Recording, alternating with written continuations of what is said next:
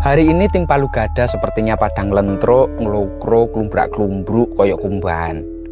Katanya sudah mulai bosen tiap hari itu nyutingi keris dan ngedit video keris. Lupute bentuk lurus yang melengkung-melengkung begitu itu. Sampai enek sing sambat itu mbok pisan-pisan ki jenengan tampil ngono lho Mas. Nyekel keris ben ketok gagah. Terus disauri karo kancane. Lah rumangsamu nek masih tampil mbok kira dapurane luwih apik timbang dapurane keris po. Kupingku komburi kok rasane benging mergo do rasa-rasan. Tak jawab sisan. Asline pas ikutan koyo aku ngene iki ngangeni lho cah. Sek penting ora muncul wajahe tapi. Suaraku ki nek jare kanca-kanca Palu Gada mania itu ndudut ati. Tur yo ngangeni. Halah, wis ge ayo mbabar keris meneh. Kali ini kami akan membabar salah satu koleksi yang begitu berkelas dan sangat istimewa. Maharnya pun cukup terjangkau dibandingkan dengan kualitas pusakanya loh. Jangan kemana-mana, kita babarkan. Busana pusaka ini tampil dengan wibawanya. Pada dedernya ia memakai model Yudowinatan, dipadukan dengan mendak yang melingkar pada pangkal gonjonya memakai model Parijoto. Kesan wibawa juga tersemat pada warangkannya yang memakai model Ladrang Surakarta.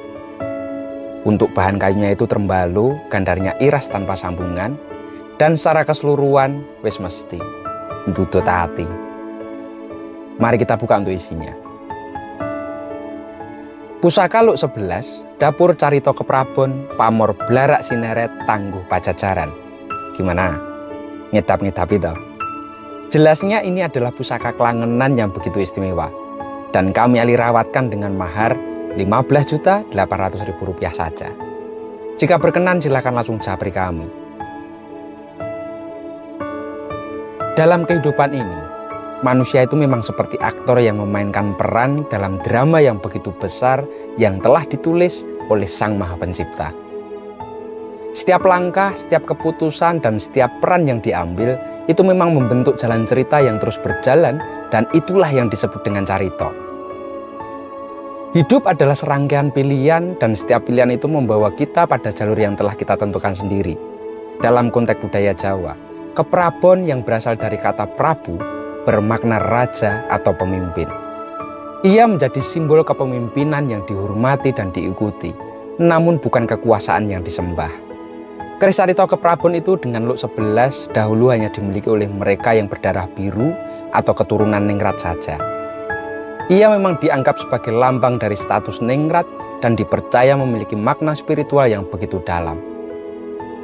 Untuk jumlah luknya itu 11, sedangkan angka 11 dalam keris ini melambangkan kemanunggalan dengan Tuhan.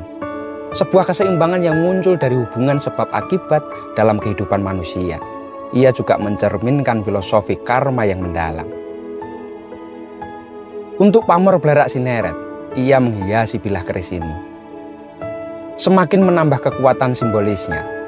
Motif pamor yang menyerupai daun kelapa yang ditarik atau diseret bukan hanya menunjukkan kerumitan dalam pembuatannya, tetapi juga menyiratkan nilai-nilai kehidupan. Seperti pohon kelapa yang bermanfaat dari akar hingga daunnya. Pamor ini mengajarkan bahwa manusia harus bisa memberikan manfaat bagi sesama.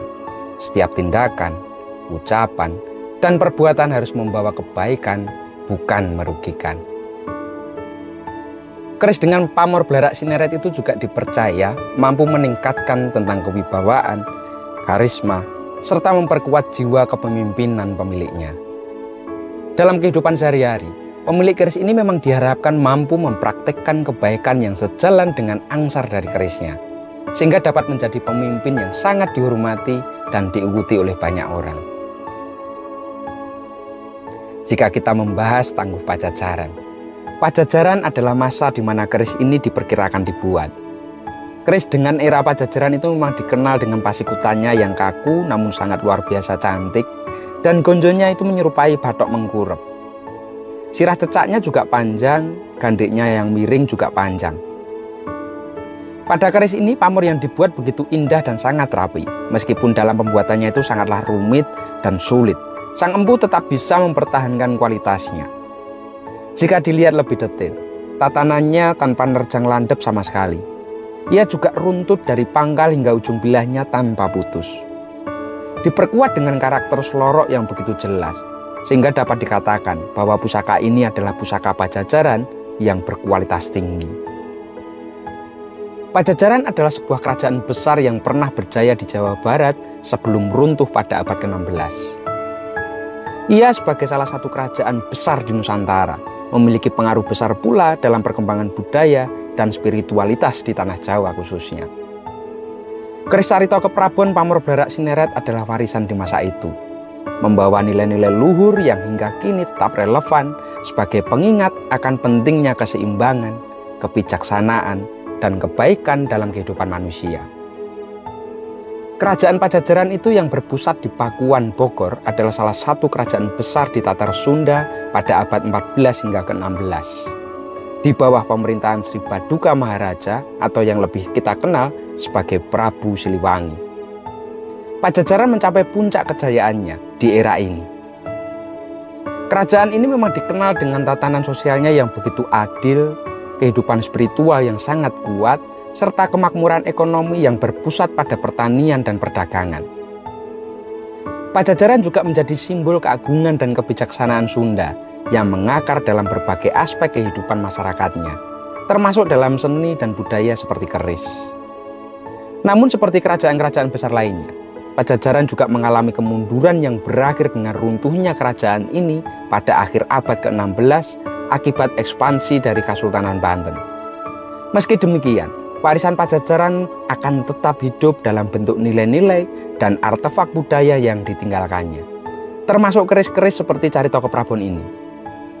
Keris ini memang tidak hanya menjadi simbol kekuasaan dan kebijaksanaan oleh raja-raja Pajajaran, tetapi juga merupakan saksi bisu dari sebuah masa di mana kebesaran dan kemegahan kerajaan Sunda mencapai puncaknya. Hingga kini, keris-keris peninggalan Pajajaran tetap dihormati dan sangat dijaga sebagai warisan budaya yang akan selalu mengingatkan kita akan sejarah panjang dan kaya dari tanah Sunda. Matur nuwun dan salam tutut hati.